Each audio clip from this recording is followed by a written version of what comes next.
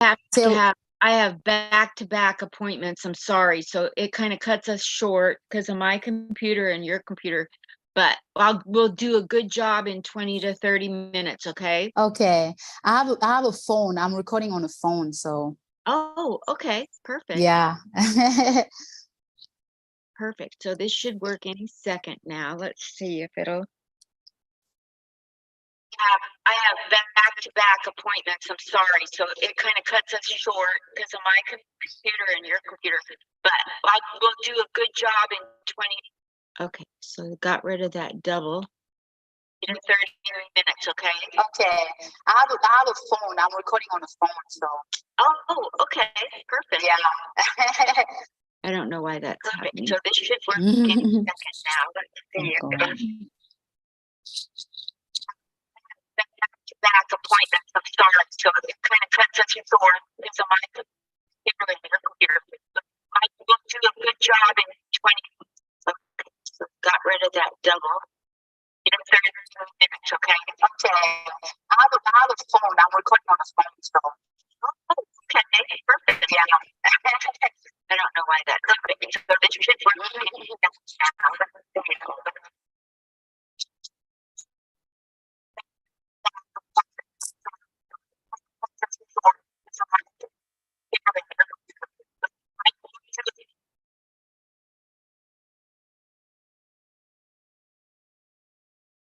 are you there?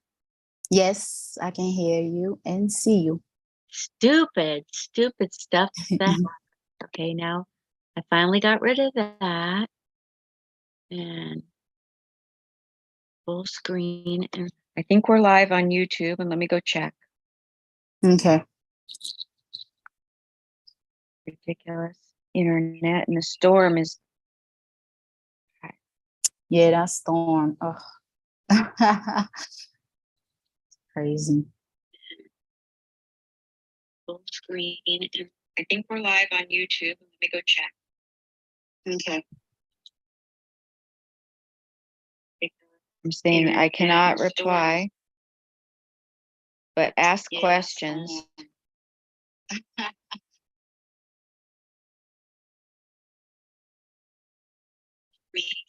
Okay. We're live on YouTube.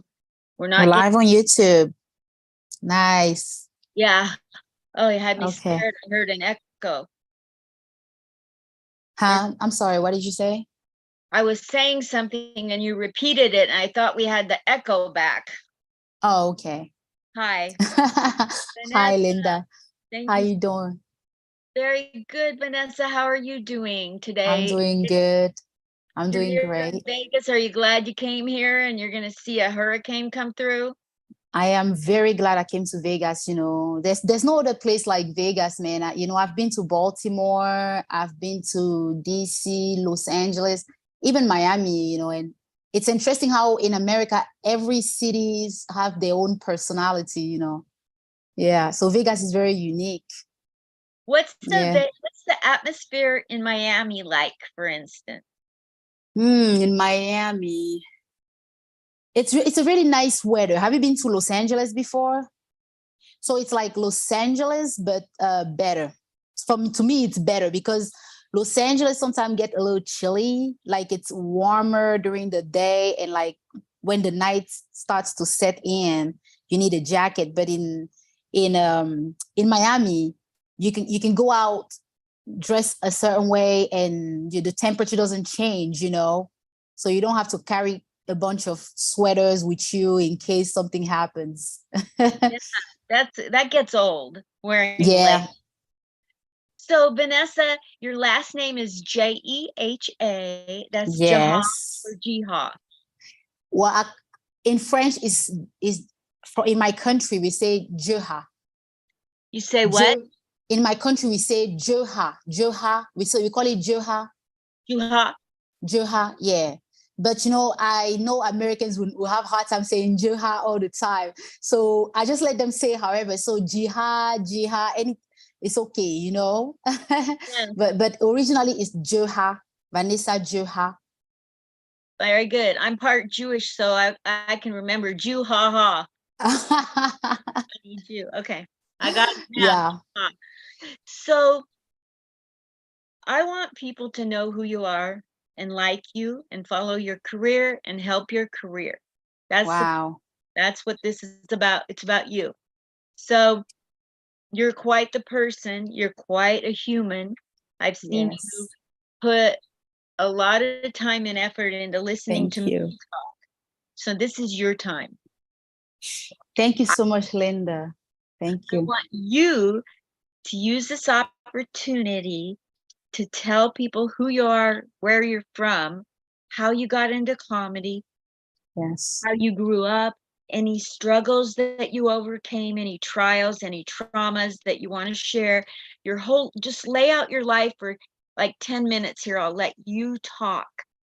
Right.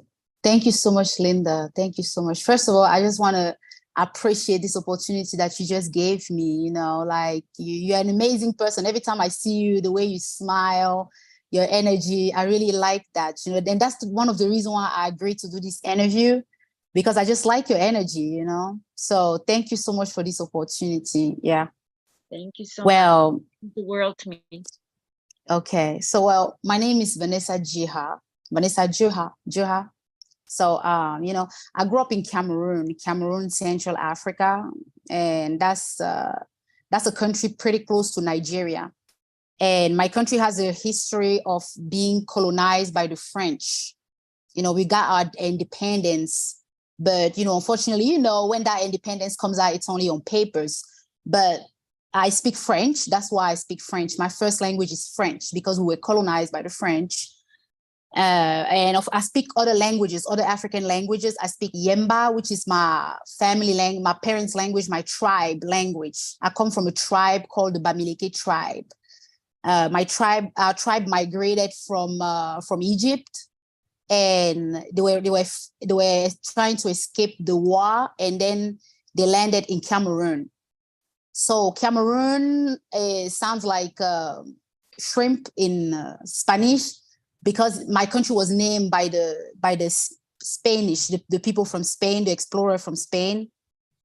And my country is like, it was pretty much a territory where different tribes from different part of Africa migrated in my country, escaping the war and escaping persecution. And my family also escaped, my tribe escaped, and we are all in Cameroon. So we call Cameroon Little Africa. In French, it says Afrique en miniature. So Little Africa, because in Cameroon, you can find pretty much the DNA from the whole Africa. You can find the Arabs DNA, you can find the Bantu DNA, the Bantu were like the black people, the race of black people that was mostly trafficked back in the day because of the way they look and their strength. So you have the Moors and the Pygmies. We have the Pygmies in Cameroon too, the little people. And, so my country is very diverse, and in my country, we have about 238 languages and tribes. So I speak one tribe, one major tribe is called the Bamileke. This is kind of funny, but they call us the Jews of Cameroon because we make money a lot. We make a lot of money. So my tribe likes to make money. So sometimes people call them the Jews of Cameroon. But that's a compliment. yeah, I guess it's a compliment. So it's a good thing. Yeah. So but I didn't grow up in a very rich family, unfortunately, but still fortunately, because I learned a lot. I had a lot of experience learning from that, from that situation. So I was born from, my mom has 7 kids and I'm one of them. I'm the middle child. There's like 3 before me and 3 after me. So because of like hardship and difficulties, my mom could not take care of me because my mom was a street kid herself. She started on the street when she was 6 years old. And then she started braiding hair. She learned how to braid hair and become a hairstylist. And, she raised all of us kids, but sometimes she could not take care of all of us. So she had to send me away. And she told me the reason why she sent me away out of all her other kids is because she felt like I was a smart child and she wanted to give me a better, future. So I appreciate that coming from her.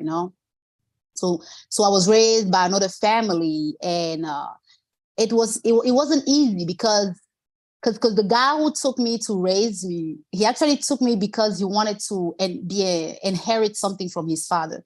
In my land, if you don't have a child, you cannot inherit anything.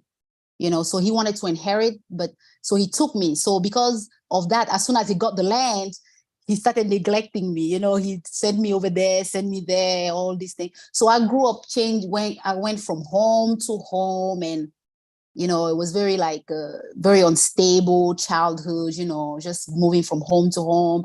Every time I have to adjust my behavior, adjust who I am, and in the midst of it, when you go from home to home, and we don't have a foster care system in Africa, in Cameroon, and they don't care about the children and stuff like that. Well, that was back then. I don't know if things have changed, but because it's been 12 years since I haven't been back home.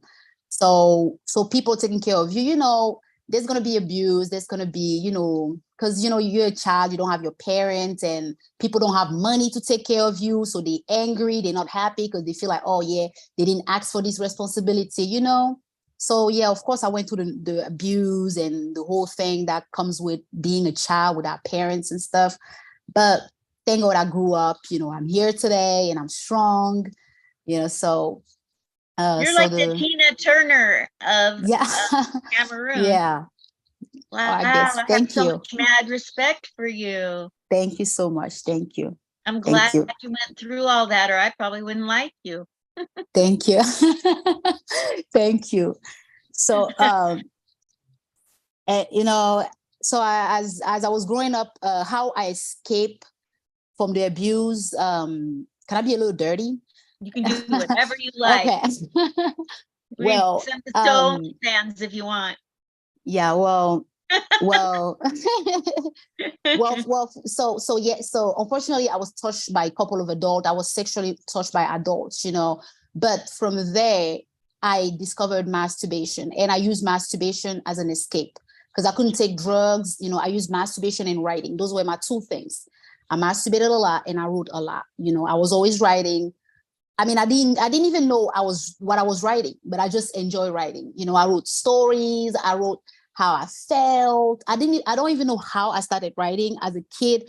I just felt like I just wanted to write, because I could not talk to anybody. I didn't know where my mom was, so I could not talk to anybody. So I was writing a lot, and I was also connected with my sexuality at a very, very young age, because I wanted to like own back my sexuality, but because when people steal your sexuality away from you, like I wanted to own it back, to take it back. That's why I masturbated a lot, because I wanted to own back who I was and my sexuality. And I wrote a lot too. And in my writings, even though I was young, a child, I had a lot of sexual stuff in it. So adults who pick up my book and saw those things, I used to get punished. So you see, it's like crazy. It's like what I'm using to escape, I'm getting punished for it more again. And, oh, you are a witch. What kind of child talks about sex like that? But I didn't want to tell them that, okay, this is what happened, because they wouldn't believe me anyway, because the people that were doing it to me were the people that were well respected. You know what I mean? Like we had the community priest. We had the guy who was supposed to teach me math, crazy people like that. So it was like, oh yeah, she's crazy. She's the devil. She needs help. Yada, yada, yada. Look at the type of stuff she's writing. Sometimes they would tear it apart. It was crazy. I was like, so I couldn't wait to grow up, because I wanted to just be independent. I just wanted to be on my own. I didn't want to like deal with any adult. So I found out around when I was like 16, 15 years old, where my mom was, and she wanted to see me. So she did my paperwork, and I've ended up in America, right? So when I got to America, I haven't seen my mom in so many years. So to me, she was like a total stranger. Even though I love her so much and I really wanted to live with her, I could not, because I told you she was homeless since she was 6 years old, but she fought really hard.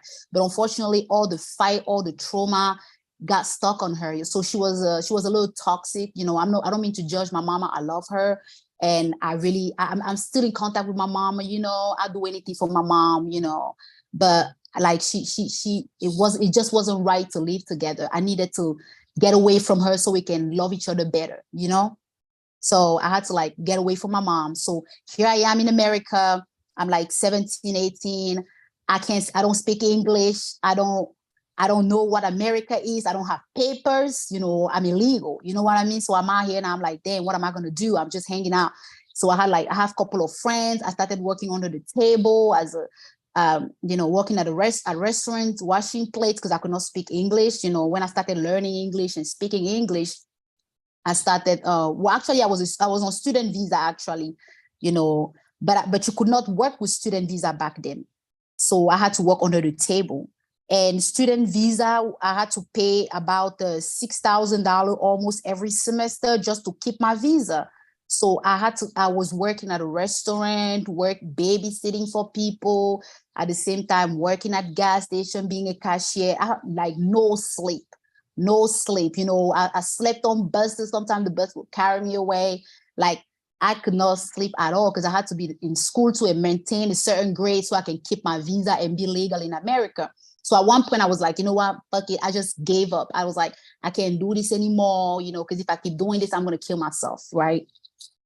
So I started to just like work instead. I was like, okay, I'm just going to work a lot of money, save money, and get out of America since they don't want to give me papers, go into another country somewhere and just live my life in a small island, buy a small land and just live there in the farm and stuff. But, you know, I met a guy, he was like, he liked me, a friend, and he helped me. He married me and gave me papers. You know, that was wonderful. So I was able to use the papers to keep going to school because I wanted to go to school. I wanted to make my mom proud because my mom always said, I gave you away because I wanted you to study. You know, she always said, I never went to school. I want my child to go to school. I want one of my child to get a degree. So I wanted to get a degree, not for me, but I wanted to get it for my mother because I was like, well, you know, I want my mom to be proud. I want her to feel like, you know, my child has graduated college. I have a child who has a master's degree, a bachelor's degree. You know, I wanted her to brag to the people that she, you know, because she was a hairstylist. She's a hairstylist. She's still alive. Thank God. So I got those degrees, but unfortunately, I didn't want to use them because I just didn't feel like that's who I was, you know. But I didn't know about stand-up comedy. I didn't find out about stand-up comedy up until when I was like 26, 25 or 26. You know, I had a friend and we went to New York and he was like, let's go to a show. And he took me to a stand-up comedy show. And when I got there, what club did you go to? I don't even remember because I didn't even know what stand-up was. I was just following people around and just going wherever they were going. So I got there, I didn't even know what it was. I was just like curious and watching. And then a black girl came out to do the comedy and he was like, I think you can do comedy like this black girl. She looks like you. It was a guy from Belgium. I was dating him at the time, you know, very supportive guy, you know, very kind person. You know, he introduced me to comedy and everything. And when we broke up, because he had to go back to his country, you know, because I was so heartbroken, I started doing comedy because it reminded me of him. I didn't even do it because I wanted to do it, you know, because I felt like that was just like, he was so kind to me. He was like one of the nicest person I've ever met, you know. So as I did comedy, I have my first video comedy on my YouTube channel. I posted it. You know, I went up on stage and I told this joke about I was like, the first time I came to America, what intrigued me the most were how confident the birds in America are. Like they act like gangsters, you know, they come to you, they want to snatch your food. And I'm like, birds in Africa, they can't play like that because they know if they play too much, they end up in someone's plate. So that was very surprising to see birds in America with so much confidence and so much entitlement. And people liked it. They liked the joke. That was my first joke ever, you know. Even the blackbirds are entitled.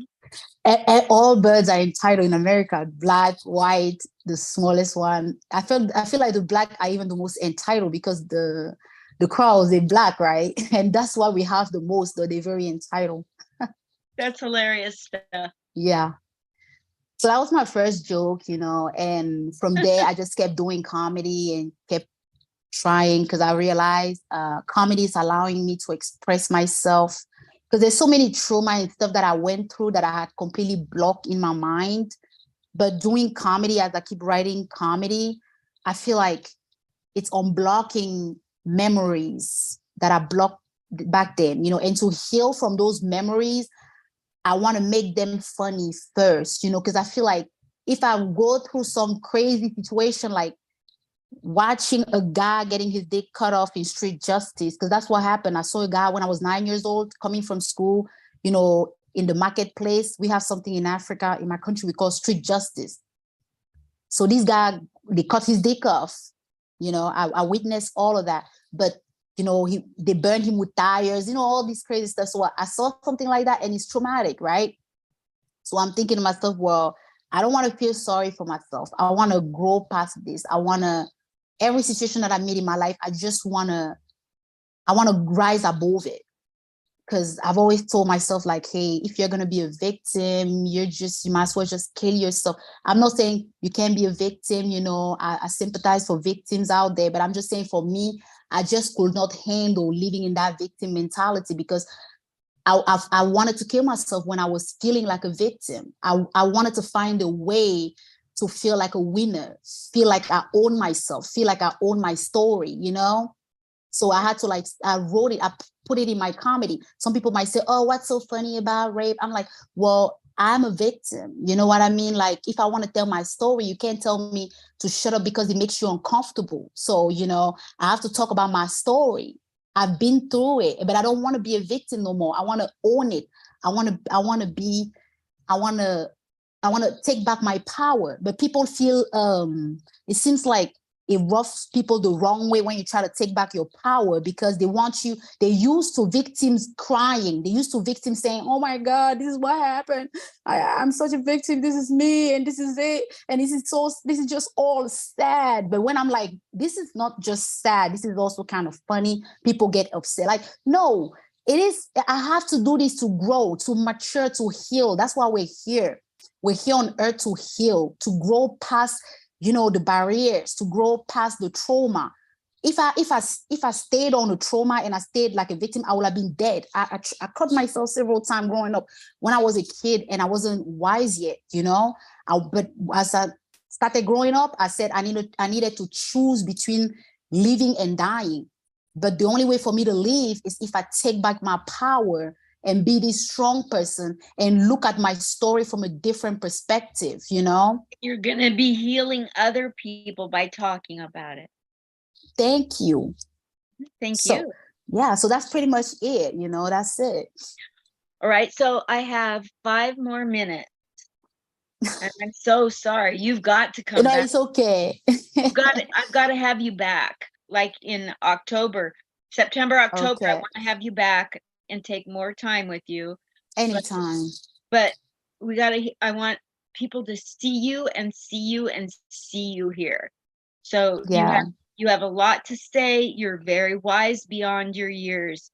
Thank so you. What I'd like you to say now is give a pitch, if you will, to the people that are going to see this on my YouTube, and tell them what's unique about you in comedy and why should they support your comedy, and what promise you have to those that support you. Like, nobody wants to support somebody that's going to start doing, you know, crazy things out there, you know, like if they're committed to you, what's your commitment back to your fans that you get? Right. And what do you want to accomplish in comedy in your life? That kind of stuff. Well, I'm doing comedy mostly to heal myself, and hopefully as I'm healing myself, somebody can also get healed through that. But first, I'm healing myself. You know, I don't know other people's stories, and I don't know how other people approach this story, but I'm trying to do comedy right now to heal myself. And I hope I can grow into that, you know, and become a stronger person who can also encourage other people to tell their story in their own way. And I think I also want to share my voice, because I feel like in the American comedy industry right now, I feel like the Americans would be, I would want to hear the story from someone from a different continent, because the TV, social media is not always giving us all the story in details.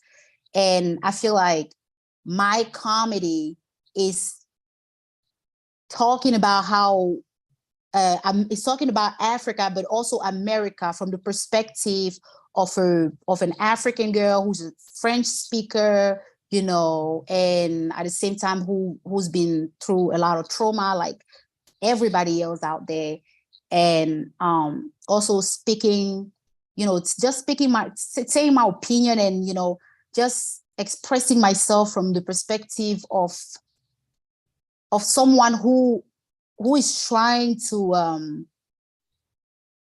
improve themselves and just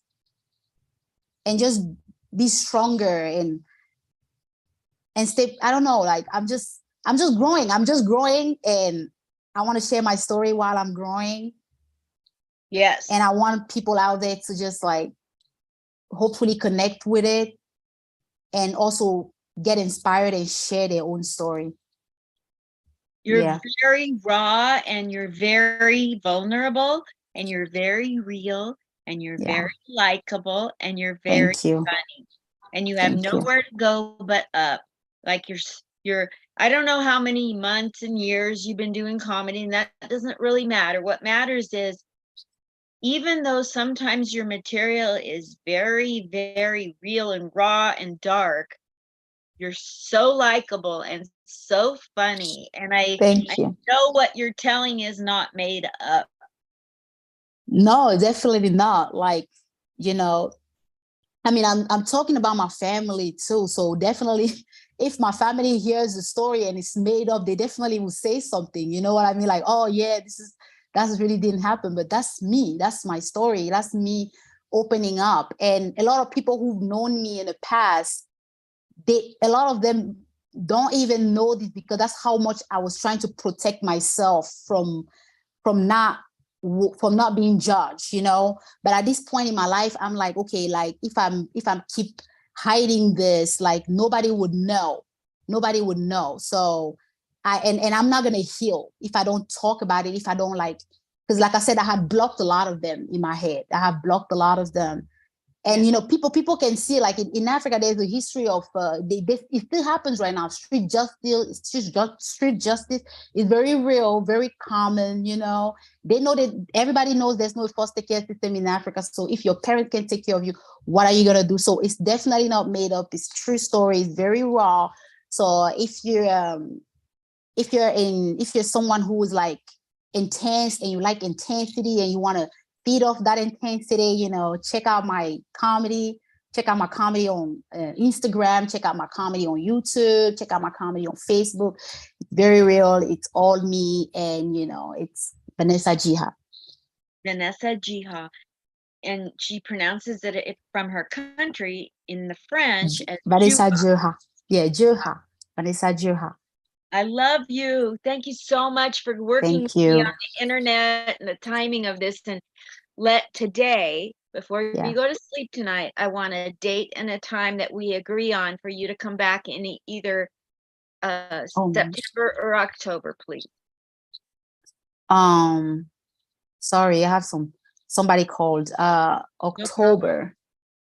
So let's talk on private messenger today. Yes, let's do that. We'll come up with a date today that we're going to do in September and October that will work for both of us, for you to come back and talk more. Okay, sure. You're very all right. Thank you, Linda. You have the way of empowering people and thank you. And making Americans who are ungrateful grateful for what they have. Thank you. Thank you.